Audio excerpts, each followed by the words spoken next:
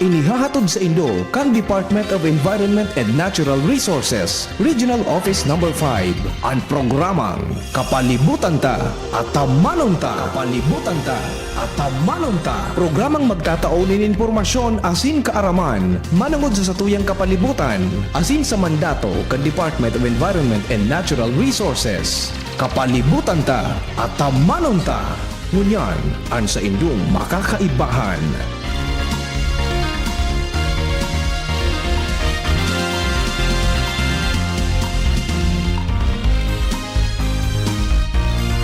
Marhay na aga po sa gabos ng mga paraan tabay mga kaimanwa. Kamusta po kamo?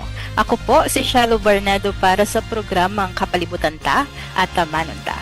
Makakairibahan nindo kami ngunya na Webes, petsa 6 kan bulan ni Nobyembre taon 2025. Mapaabot kami sa Indonin mga impormasyon na may kinaaraman sa pang-oral daw na buhay bilang sarong namamanuwaan na nagmamahulog sa satong kapalibutan. Para po sa indong mga kahapotan, mag-upload sa station sa 4805509 poon alas 11 sundo alas 12 nin pagkaudto kada Miyerkules o sa CP number na Smart 0947-034-2915. Ulitin ko po, 0947-034-2915. As in, pwede man po kamo magdulok sa samuyang opisina Lunes, sundo Biyernes poon alas 8, sundo alas 5 nin hapon. As in, pwede man magpadara kan sa indong mga kahapotan o mga suwestyon sa samong opisina na makukuha sa Regional Center Site, Rawis, Legazpi City. Kami sa Indoman na naantabayanan sa internet as in sa Facebook page kan DZGP. Ang DENR Ngunyan. Ang DENR Ngunyan. Mga pangyayari asin aktibidades sa implementasyon kan mga programa kan Department of Environment and Natural Resources, lokal asin nasyonal. Anion ang sa indong tagapagbareta.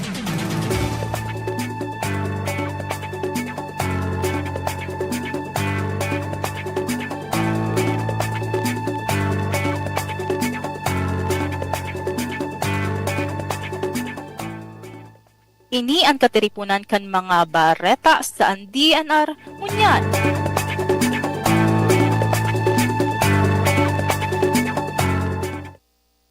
Ang Department of Environment and Natural Resources sa pamamayo ni Regional Executive Director o Red Francisco Emilia Jr.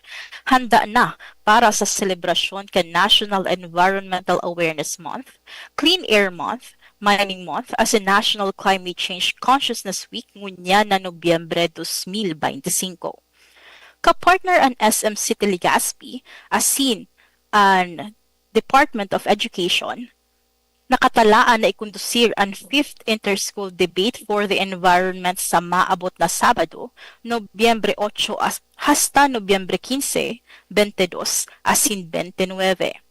Ang debate papartisiparan ng mga junior high school students hali sa 16 na mga eskwelahan sa bilog na rehiyon, kaiba ang Tabaco National High School, University of Santo Tomas Legazpi, Legazpi City Science High School, Vincent's Pilot High School, Sorsogon National High School, San Rafael National High School, Aroroy National High School, Bula National High School, Bicol Regional Science High School, University of St. Anthony, King Thomas Learning Academy Incorporated, Masbate National Comprehensive High School, Pulangi General Comprehensive High School, Catanduanes National High School, Asinaga City Science High School.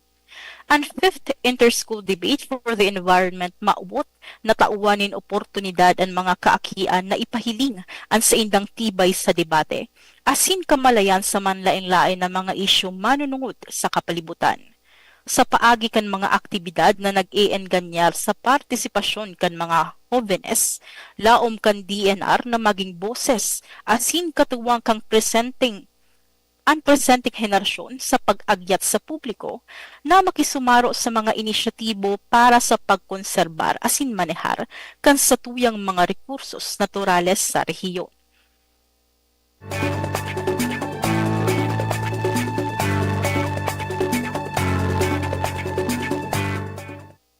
Sa ibong nalado bilang pagselebrar kan National Clean Air Month as in National Environmental Awareness Month, ang Department of Environment and Natural Resources maugmang pig-aanunsyo ang 32nd Eagle Quiz Battle Contest Provincial Elimination para sa probinsya kan Albay sa maabot na Nobyembre 14, 2025 sa DNR Regional Office Lobby, Regional Center Site, Rawis, Legazpo City. Ang taunang quiz contest, laom na mas mapararumon ang kaaraman kan mga kaakian pag-abot sa pangataman kan satong kapalibutan, asin ipromotir ang environmental stewardship, asin partisipasyon sa mga kahovenesan. Dugang digdi ang Provincial Environment and Natural Resources Office o Penro Albay nangangapodan sa mga eskwelahan na pig-endorso kan Schools Division Office na daipa nakakasumitir kan sa indang mga representantes na magsumitir na bago mag-Nobyembre 10, 2025 sa paagi kan pag-email kaini sa planning.penroalbay@dnr.gov.ph. Ang Eagle Quiz Elementary Level, Grade 6, mapuon sa oras na alas 8 nin pagkaaga, mantang ang Eagle Quiz Junior High School Level, Grade 10, mapuon nin alauna nin pagkahapon. Para sa iba pang kahapotan, ang mga eskwelahan pwede mag-contact sa Provincial Eagle Quiz Committee sa numerong 0961-978-9596 tangani na magiyahan manungot sa 32nd Eagle Quiz Contest Provincial Elimination. Mientras tanto ang Eagle Quiz Provincial Elimination gigibuhon man sa bilog na rehiyon, katuwang ang manlain-lain na DNR Provincial Offices sa Bicol. Ini ang katiripunan kan mga bareta sa DNR ngunyan.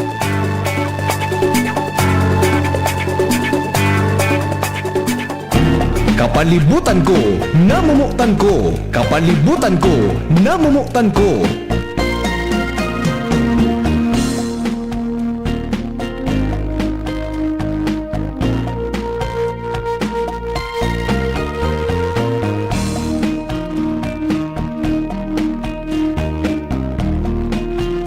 Nagiraray Diyos marhay na aga po, sa gabos na nagdadangog sa satuyang programa ngunya na aldaw. Enot po sa gabos, bation ko muna sa kuyang mga pag-iriba digdi sa Regional Strategic Communication and Initiatives Group, kay Ma'am Ansi, kay Ma'am Joanne, kay Judy, asin kay John.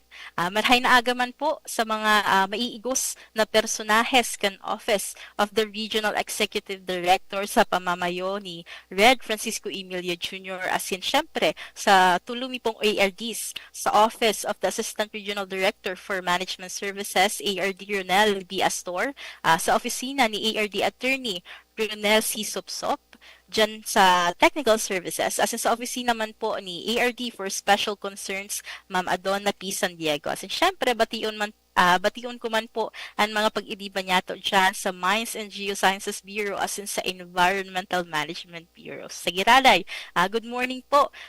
Sa Indoga Boss. Gabi po talagang madali na ang panahon. Yao nakita ngunyan sa ikaanong na aldaw kan bulan ni Nobyembre. Tapos nasupig aabangan ta na long weekend para sa celebration kan All Saints as in All Souls Day sa mga arugmi na government worker as in sa mga syempre, sa mga nagtatrabaho sa corporate world balik trabaho na naman pero natapos man sulong weekend na pig-abangan ta at least igwa man giralay kita na bagong piga-abangan. So ini siya maputo ano ba hindi sabi ni Ma'am Shelo na tiga-abangan. So siguro alam na ini kang gabos tama singani sa pag-iriba ko sa arong aram na. So dakulo na kitang mga news outlets mga na nababasa sa Facebook as in sa kung ano-ano pang social media. So for sure aram na ini kang gabos as in wish ko na sana ining bareta na ini na blessing na maabot sa tuya magtaonin energy as in good vibes sa tuya para mas tibayan tapos sa tuyang mga tigibos tuyang mga trabaho. So bilang nga ni patapos na po baga ang taon. Mga goodbye na naman kita sa 2025. Kung si sa tuyang mga governor as in mayor igwanin pigaapod na Ulat sa Bayan 2025, unang 100 days of public service. Kami po digdi sa DNR, igwaman kami kayan. So syempre bago matapos ang taon, gusto ming tauan oras para ibahagi kan sa muyang mga field offices ang sa indang accomplishment ngunya na taon na 2025. So puun po ngunya na Webes at hasa sa mga masunod pa na mga programa niya to sa kapalibutan ta atamanon ta. Bibisitahon po kita kan sa tuyang mga Provincial Environment and Natural Resources Officer dyan po sa tuyang anom na probinsya para tauan kita ni ideya kung ano nga ba sa mga accomplishment, ano nga ba sa mga activities, mga proyekto na sa indang tigsagipo tangani na makatabang sa pagprotehir, konserbar asin manihar kan sa tuyang environment and natural resources. So sarabay ta po niya itong dangugon ining mga accomplishment ninda asin hilingon ta kung ano nga ba ang tigigibukan diyan tangani na maprotektaran ng sa tuyang kapliputan. So ngunyan po na aldaw tangani na ibahan kita digdi sa tuyang programang kapalibutan ta at amanon ta. Kaibahan ta po kaibahan niya to via Zoom ang OIC PNR officer kan Masbate si Penro Ferdinand L. Baltazar. Good morning po Penro, Ferdy. Hello po. Hi. Ayan. Good morning po. Good morning po, Benro. Good morning. Asin sa Maayon gabos na aga po sa iyo na. tanan. Opo. Maayon na aga, Cielo. Oo. Good Ay, morning dito. man po sa mga pag-iriba nindo dyan sa Penro Masbates. Kumusta po, Penro? Kumusta po ang sa imong aldaw? Okay man. Medyo busy lang at maraming preparation for the IQA. Kami po Opo. kasi ang masunod na IQA this week eh. This week kami, sir, digdi sa regional office. Next week man kami. So, barita ako nga ni, sir, kakabiyahe mo pa lang na stranded ka din ba, sir, digdi sa Legazpi? Medyo naabutan ng bagyo. Okay. Opo, pero thankful kami, Pendro, kasi dawaan na dakulo na mga nangyari sa imo. Yaom ka man giraradig di sa samuyang rage program asin handa ka na ihirasan mga accomplishment dyan sa Pendro Masbate. Apo. So ito Pendro, so kamo po ang pinaka-enot na Pendro office na mai-interview niya to digis sa tuyang programa. So aron nga ni po hang nabanggit ko kasubago, ini po parang gigibuhon tang avenue tangani na maihera sa tuyang mga sa publiko kung ano nga ba sa mga accomplishment niya to ngunya na 2025. Ngunya na aldaw particularmente diyan sa Pendro Masbate. So para po sa enot niya tong kahapotan Pendro Ferdy, pwede mo po Opo. kaming tauanin update po sa presenteng estado kan kapalibutan o kabubuldan dyan po sa probinsya kan Masbate. Well, una sa tanan siguro ang Masbate, mahatag mo lang ako ng brief Sige, sir. description ng Masbate. Ano po? Opo. Well, ang Masbate po, ginatawag ko siya na Mabuti Island.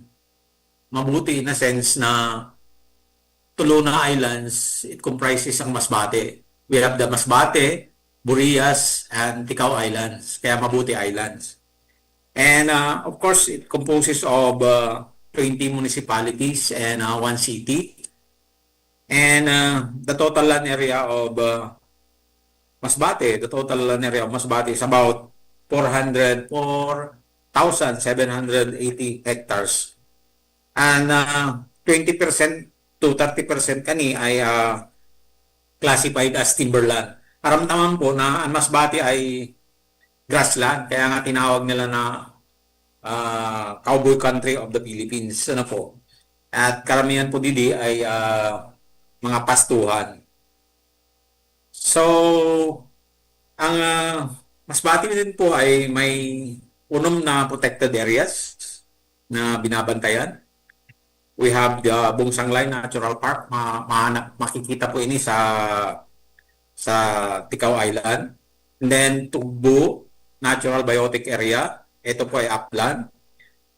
And we have the famous Ticao Burias Pass Protected Seascape or the TBPPS. And then we have the Matang Tubig Watershed Forest Reserve. Sa Ticao Island din po ito. And then we have the Chico Island Wildlife Sanctuary and Narrow Island Wildlife Sanctuary. And of course, we also have mayroon kaming mga watershed din dito sa Masbate. We have makikita po ito sa lugar ng Aroroy, Milagros, Balod, and Uson. And of course, mayroon din kaming other programs. Itong three major accomplishment namin for 2025. Shelo, pwede ko na ba banggitin? Sige sir, pwede nyo na po yan Okay. i-share kung ano po ba So, yun.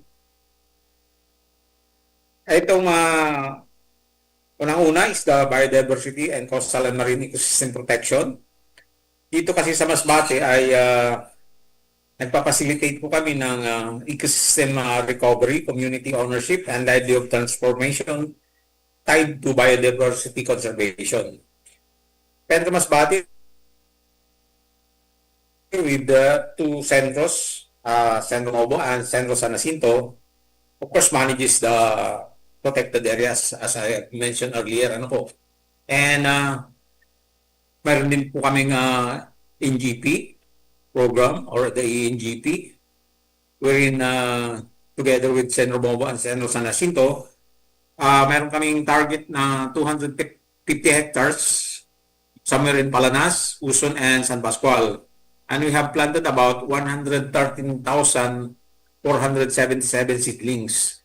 At iba-iba po ito na kahoy, fruit trees, indigenous species, at saka may kasamang bamboo. We also conducted protection and maintenance of about 525 hectares. Ito po yung mga tinanim last year. And we also maintain 2 nurseries and 1 seed production area of Mulabe. Ito yung seed production area po ito. Ito yung mga mother trees na nagpo-produce po ng mga seeds. Pero karamihan po ito ay mga Mulabe. And we also prepared groundwork for a multi-stakeholder program such as the Project Transform or the transdisciplinary approach for resilience and environmental sustainability through multi-stakeholder engagement across Masbate. Itong Project Transform kasi, ito lang ang buong Bicol, ang Masbate ang napili, ang Project Transform. So, kasama po tayo dyan. Together with our partner, the LGU, headed by our Honorable Governor Attorney Ricardo T. Ho, and Mayor of Masbate City, Honorable Attorney Ara Tico. Kadakol po, Well, Alejandro? we also have sa land management, Shelo. Sa land management, alam naman po natin dito sa Masbate ay nag-i-issue po tayo ng titles through pre-patent.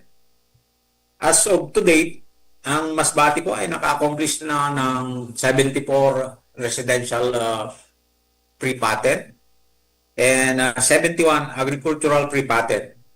Mayroon din tayong tinatawag na special patents for school sites. Naka-issue na rin po tayo ng 5. And government sites ay 4 na po ang na-issue natin. Lahat po ito ay transmitted na sa Register of Deeds. So, yun po ang mga programs. And we also have flagship projects or priority programs successfully implemented this 2025. Meron po tayong program together with Centro Novo na tinatawag natin ay portion delineation and profiling in the municipality of Balod. Ano po? It covers 4 po ng barangay ito. Barangay Pao, Barangay Palani, Barangay Panubigan, and Barangay Poblacion. Accordingly, si Mayor nga, tuwan-tuwa po dito, si Honorable Mayor Estrella. In fact, nag-request pa nga siya na kung pwede ay yung buong portion area ng Balod ay ma-delineate pa in the future. Ano po. So, grabe po ang pasalamat ni Mayor. Ang purpose po nito, ng ginagawa natin sa Balod ay of course to delineate the legal and physical boundaries ng portion areas. And of course, para makita natin kung ano ba yung mga structure doon sa mga areas na yun. And magamit din po ito ng ating LGU sa kanilang comprehensive land use planning and coastal resource management plan. So yun po yung ginagawa po natin ngayon sa Masbate. So kadakol talaga for sure ang mga listeners niya to ngunyan Pedro Fernie talagang mataram. Ano nga ni itong tigtaram ni Pedro sa kadakulan ka mga accomplishment na na tigsagibo ka bako sana kang Pedro Masbate kundi kaibahan ang Sendro Bobo as in Sendro San Jacinto. Sendro San Jacinto. Opo. So makaugma Pedro na madlangog na talagang tigtututukan niya to ining mga programa niya to sa DNR arog kang sa tree growing na nabanggit nga ni Pedro na ngunya na taon nakatanom na sinda kinasa 113,477 seedlings po ini po composed nin mga fruit trees, indigenous and bamboo. So talagang padago sa feeling ko every month igwanin mga tree growing activities bako sa ang Pedro kundi ang Sendro Mobo kundi asin ang Sendro San Jacinto. Aram ko igwa pa pong nakaabot na bareta sa muya na nagkondusir din kamo nin fun run para ang Sendro San Jacinto para sa sarong environmental celebration. So, bako lang pirming nasa opisina ining mga satuyang mga personal tigme make sure ninda na sinda nagduduman sa community tangani na mahiling talaga ninda ang estado kan komunidad asin kung ano pa so mga maitatabang ninda sa mga community tangani na matabangan sinta tangani na maprotektaran asin mamantiniran sa indang environment and natural resources tuman sa indang lugar. So Pedro ngunyan po baga nag-start na kita na i-include ining bagong Pilipinas na syempre nga ni sa tuya percent sa tuya ka sa tuyang presidente na si BBM. So with regards sir doon sa mga programs, mga goals na related sa bagong Pilipinas, ano po ba ni Pedro na mga activities na pigsagibo kan Pedro Masbate kan Sendro Mobo asin kan Sendro San Jacinto tangani na makatabang para digi sa tigkikreartang bagong Pilipinas? Well, ang contribution po namin sa bagong Pilipinas ay, of course, Pedro Masbate together with Sendro Mobo and Sendro San Jacinto supports the DNR's goal of ecosystem restoration, biodiversity conservation, climate change resilience by participation in greening and forest cover increase. We also contribute to healthier, cleaner communities by engaging in waste management, planning, local capacity building awareness programs. We also advances through better governance, through ICT adoption, interagency coordination, and local LGU trainings. Well, it also indirectly supports rural agricultural development by preserving the natural resources based and enabling sustainable land watershed management which underpins under other sectors in the Bagong Pilipinas agenda. So yun po yung contribution ng Pedro Masbate sa DNR Pedro Masbate ang DNR sa Bagong Pilipinas. Opo, Pedro, nabanggit mo po, Pedro, Ferdy, manungod sa ICT adoption. So, for Yes, sure, po. bako lang digdi sa regional office, kundi dyan man sa Pedro Masbate talagang nag-start na sinda na maging electronic gabos na mga proseso ta. Ano po ba, Pedro, sa mga current na naging naging electronic based na dyan sa Pedro Masbate? Of course, yung una, yung LAMS natin, yung Land Administration Management System natin. Under na po yun, electronically na po yun, ginagamit na po natin ngayon yun. And of course, nag-coordinate din po kami sa DICT Masbate para magkaroon kami ng e-signature ba? Nagkaroon kami ng training about 1 day yung training natin, 1 day training, together with the ICT Masbate. And purposely for magkaroon tayo ng digital certificate, e-GovPH, cybersecurity awareness, and of course yung e-signature po yung ma-implement na po natin yung e-signature. Kasi alam naman po natin na minsan, miski na yung trabaho natin na palagi tayong nagpipild, ay kailangan natin ibigay yung serbisyo natin. So, mas maganda kung magkaroon tayo ng e-signature po. So, yun po yung mga digital transformation or digital solutions na po na ginagawa natin dito sa Pedro Masbate po. Tama si Pedro. Yun din ang pinupush digdi sa regional office na maging digitalized na gabos ng mga proseso.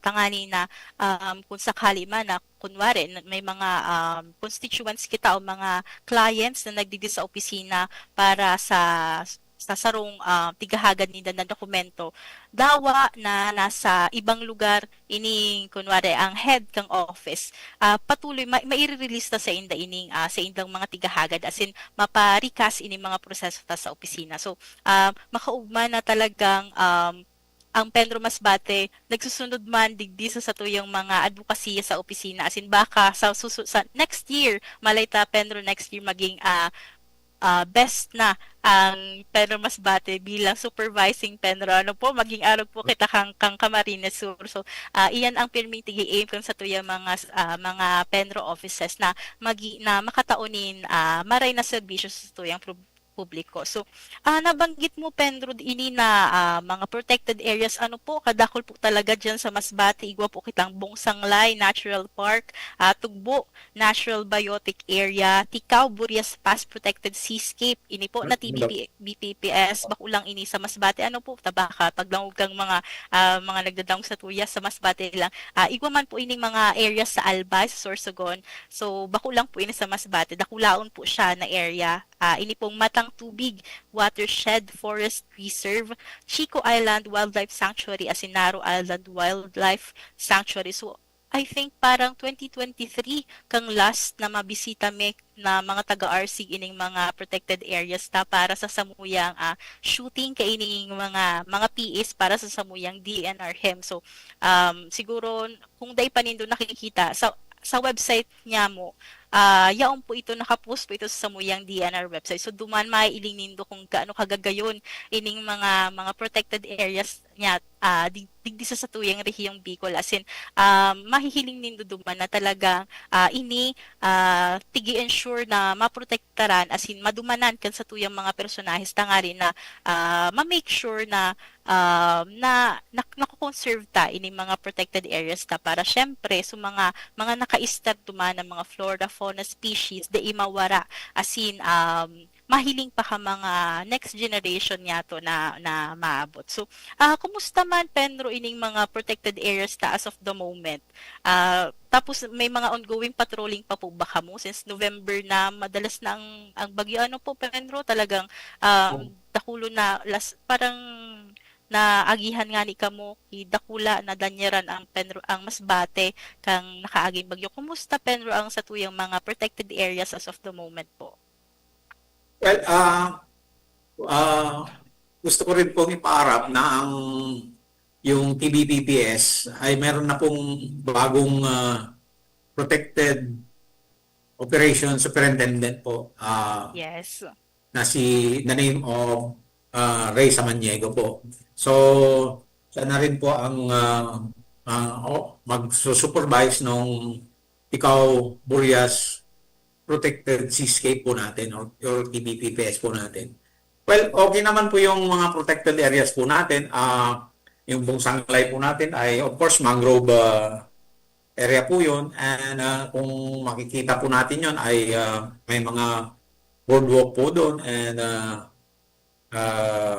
pwede pong maging tourist area po ang ating mga protected area. Yung Matang Tubig po naman natin nasa Ikaw Island po ay isang watershed with spring po yun, di ba? Yung hindi pa po nakakapunta ron ay pwede po nilang tignan at napakaganda po yung protected area. Yung dalawang island naman po natin, yung Chico and Naro Island ay of course, very active din po yung mga members po natin doon, yung mga PAMBIM members natin. And they are trying to see to it na maging maganda po ang buo ng kanilang mga protected areas. And of course, sa Tugbo ay upland po ito at tinatawag ko po nga itong last frontier of Masbate kasi dito po nyo makikita yung malalaking kahoy sa Tugbo Natural Biotic Area. Protected area po ito. And naikot-ikot ko na po ito when I was assigned here sometimes in 1990s dito sa Masbate as Forester 1 pa lang noon. So, yun po yung protected areas po natin sa Masbate po. At maganda po ang status nila.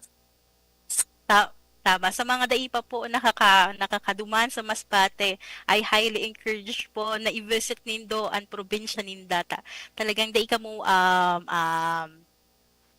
mo masabing sayang ang sa intong effort sa pagduman sa probinsya kang Masbate. Ini nga nabanggit ni Penro na Matang Tubig Watershed Forest Reserve, legit po na maliputon ang tubig.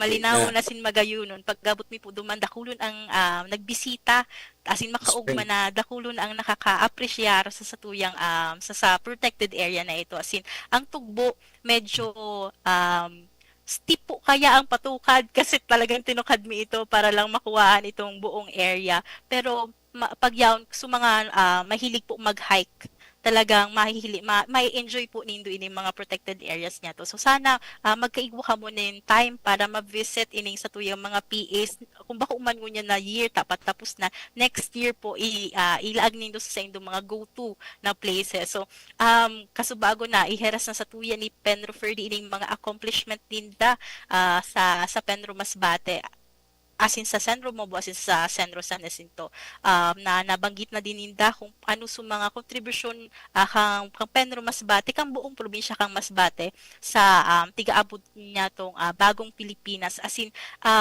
pakatapos po kang commercial break mapag-uurunan ta naman kung ano pa ba sa mga gigibuhon kang Penro ngunya sa natatadang panahon sa 2025. So, bago po ipadagosan sa tuwing discussion, magkakaigwa po muna kita nin short commercial break. Time check po, it's 11:36 in the morning. An oras hatod sa Indokang. Artisan Joint Supplement. Bumabagal ang galaw dahil sa joint pain at arthritis. Mag-Artisan Optin Lutein Capsule. Alagaan ang paningin sa tulong ng Optin. Kitang-kita ang kalusugan ng mata. Plemex for Kids. Mommies, agapan agad ang ubo at plemang nakabara. Pambatang lagundi. Plemex! Sa Uno Plus, kalidad na maaasahan mo. Serbisyong swak sa imo. Plemex. Pag may ubo o hika, Plemex agad. Basta lagundi, Plemex. Liver Aid Silimarine Capsule. Ang good drinks at good food, perfect combo. Isama pa ang Liver Aid. It's liver lover, boys!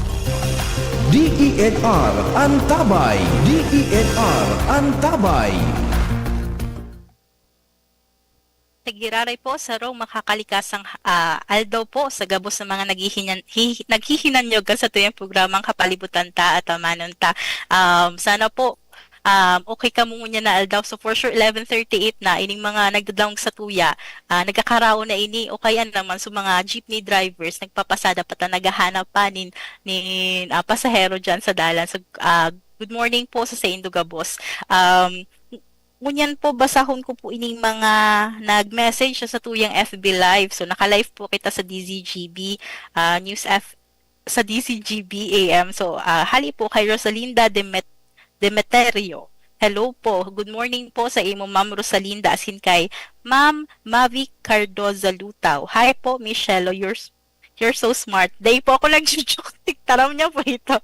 Thank you po, Ma'am Mavic. So, hello po. Good morning po sa gabos ng mga nagdadanggo sa tuyang programa ngunya na aldaw. So, today po, kaibahan ta, ay si PNR officer kan masbate si Pedro Ferdinand L. Baltazar. So, kasubago po, bago kita mag-commercial break, pigheras niya sa tuya sa mga accomplishments kang Pedro Masbate. So, sa mga note ko po hali duman sa mga tig-discuss niya ini po na mga nakapag-distribute po sinda ni mga agricultural free patents, mga special patents. So as of this year po, igwa na sinda ni na issue na 74 residential, 71 na agricultural, igwa din po sinda na mga na i-release na 5 na special patents as in 4 para sa government side. So igwa din po sinda ni mga for sure delineation sa mga areas kan LGU Balud.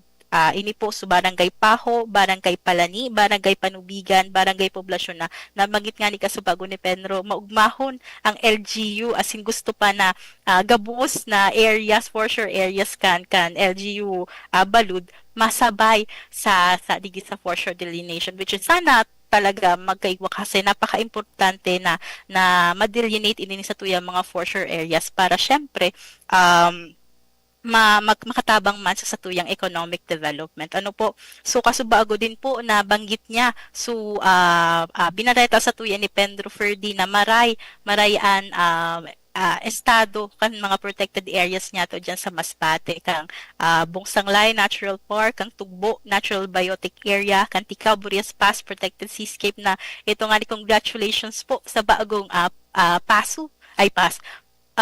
Ano nga ang tawag sa ano?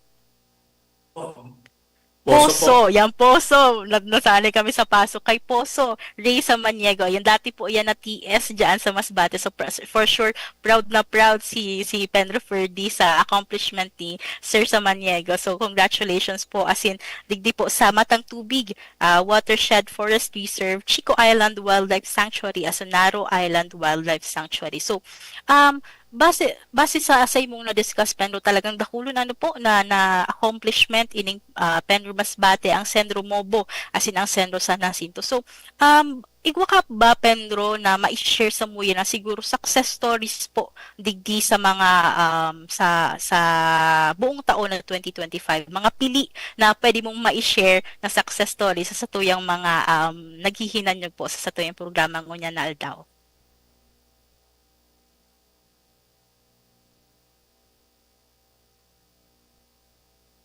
Ay, naka-off po ata, Penro, ang sa imo pong mic.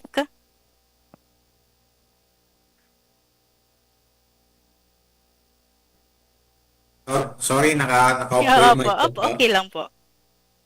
Well, isa po sa success story natin dito is yung may community dito, community-based EBF. fishermen's organization. Tinatawag po sila na samahan ng mangingisda ng puro, sinalikway or sa Mapusi in Masbate. Usually, nung hindi pa sila na-organize, nag-engage sila sa destructive fishing, sa fishing practices dito sa may malapit sa Buntod Reef Sanctuary. Pero ngayon na-organize na sila, naging partner po natin sila, and sila na po ngayon ang parang co-manager natin sila dyan sa pagprotekta ng Buntod Reef Marine Sanctuary. Sila na po yung nagbabantay, and at the same time, sila na rin po yung tour guide. Kasi parang may ano tayo dyan sa kung nakita mo na yung Cielo, yung sa Buntod, ano po. Opo. So, kasama natin sila.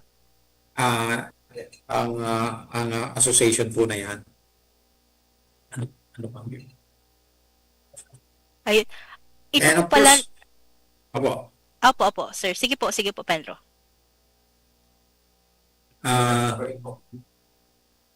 Number 8. Nag-engage din po kita sa local communities, the LGUs, the youth, or civil society groups this year to promote environmental awareness action. And in fact, nagkaroon po tayo ng parang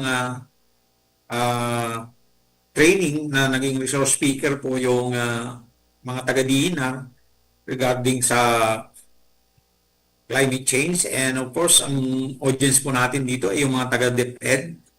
And of course, yung interesado din sila kung paano mapatitulo yung mga eskwelahan nila o school sites. So, in fact, napakarami nilang gustong patituluan sa atin para yung mga lupa ng mga eskwelahan po natin ay magkaroon na po ng titulo. And of course, yung Centro San Jacinto and Centro Mobo ay patuloy din po silang nakikipag-collaborate sa ating mga local government units, barangay local government units, yung mga kung saan naman ang programa na pwede nating ibigay sa ating mga kababayan dito sa Masbate. Pagayon ining pigharas ni Penro Ferdi na success story ano po na ngunya na 2025. So ini po pala nasamahan ng mangingisda ng puro sinalikway o sa Yes po. Mapusi. Wow, dating nag-engage sa destructive mga fishing practices. Ano po ngunyan? Kaibata na sa DNR para proteksyonan sa tuyang kapalibutan. So magayon din dyan sa buntod. Sabi ko na, wala talagang makanos na lugar sa Masbate. Anas mga gayon. So visit nyo din po ang buntod Reef Marine Sanctuary. Talagang magayunon na lugar. So sila po pala itong mga nag-assist sa Samuya kang kami nagduman sa buntod. So thank you so much po sa indong assistance asinsa sa indong tabang tangani na mapangatamanan ng sa tuyang kapalibutan. So talagang importante ano po na kita may magayon na relationships sa tuyang mga community sa mga tao sa komunidad kasi syempre pirmita pong tigtataramdig din sa DNR na kung kita lang sa mga personnel sa DNR daita kaya na proteksyonan ang sa tuyang kapalibutan kasi dakulaon po baga so kaipuhan mi po ang tabang kang sa tuyang mga local government units kan mga residentes kan mga barangay masingani so mga apodidi o mga youth ta dakulaon na sa indang pwedeng magibo tangani na maging environmental warriors ba kung sabiyon ta para makatabang sa satuya sa pagprotect kan sa tuyang environment. So makaugma na madang og kay Penro Ferdi na padagos man ang sa indang tigigibo na community engagement ining mga IECs ninda pagbisita ninda sa komunidad tangani na i-inform ining sa tuyang mga tao na kung paano ninda mapapangatamanan ang sa indang kapalibutan through mga simple ways na for example ito nga ning nabanggit kanina tigpapaigting kang Penro Masbate ang pag-abot sa solid waste management ang talagang problema ta bako lang syempre kang Pilipinas kundi kang buong mundo ta dakulon po baga kitang tao sa mundo dakulon din ang nagpo-produce kang mga single waste plastics so talagang kaipuhan na i-inform kasi ninda kung paano ninda maray na tawag digdi masisegregate sa indang mga basura tangani na syempre mamitigita man ang effects kay ning tigaaputang climate change na talagang grabe ang epekto niyan kapag nagbagyo tit lang na uran-uran baha di ba recent pa nga lang yung sa Cebu na grabe din ang nangyari na danyo sa indang mga lugar sa Cebu. So talagang importante na kita maging informed na pangalagaan na kita on our simple ways makatabang na kita sa pagprotektan sa tuyang environment kasi kung di pa kita mahiruon yan wala na kitang earth wala pa pati kitang malilipatan today man po pag pwedeng lipatan ang Mars so saro lang ang earth ta so dapat protectionan ta ito. So, Penro, syempre, 2025, dakulaw na, day pa man 365, pero ilang, 330 something na, kasi 31 man lang ang December. So, sa oras na ini, Penro, syempre, bako lang pag-uurunan ta sa mga accomplishment ano po ba, pwede mo po ba, Penro, ma-share sa mo, so mga struggles man kang Penro, syempre dahil na yan mawawara. Kung may accomplishment, igwa din mga pig-agihan na struggles ang Penro Masbate. So ngunyan po na taon, ano po, Penro, sa tingin, sa iling mo po, so mga, apo digdi, matindi na mga, apo digdi, inagihan kan Penro, as in, paano po ba naka-cope up ining sa indong opisina, kaiba ang sentro mo po, as in, sa sentro sa Nasinto? Well, syempre lahat naman ng merong struggle may mga challenges na sinatawag. Of course, sa atin usually naman ang palaging nagiging consider natin na challenges, of course, yung kumisan yung limited resources and budgetary constraint. Pero in spite of that, ng mga ganyan na mga challenges, we still continue to perform the best we can to serve the public. Of course, in spite of these challenges, it does not affect we want that it does not affect our services to the people, especially yung mga issuance natin ng mga permits, yung mga services natin na binibigay natin sa public, forest protection, and of course, lahat ng pwede nating ibigay ay ginagawa po natin to. Miski na limited po ang ating mga resources. Ano po? And of course, gusto din po natin na yung partnership natin with the local government ay dapat it's strong, kasi hindi naman pwedeng yung dinner lang ang mag-isa. Kailangan din niya ang tulong ng particularly yung local government unit natin. So maraming salamat sa mga LGUs po natin, and of course yung mga other agencies ng national government. Well, yung isa pang siguro ang challenge na inaano natin, of course, yung kung dapat ma-institutionalize na rin natin yung mga digital platform natin. Although may mga naiano na kami, but of course, siguro kailangan i-improve pa para at least maging efficient and mas madali sa ating mga client yung mga services na ma-avail nila. Lalong-lalo na yung sakali may magbabayad lang ng 25 pesos, mas mahal pa yung pamasahe niya kaysa sa ibabayad niya. Pero kung this could be digitized or digitalized or digitization, ay magiging convenient po sa ating sa public po natin. Ano po? So, and of course, gusto rin po natin na yung mga employees natin ay maging capable din sila. So, yung mga siguro is magkaroon pa sila ng more on trainings and learning events, para at least maging capable din po ang ating mga employees dito sa Masbate.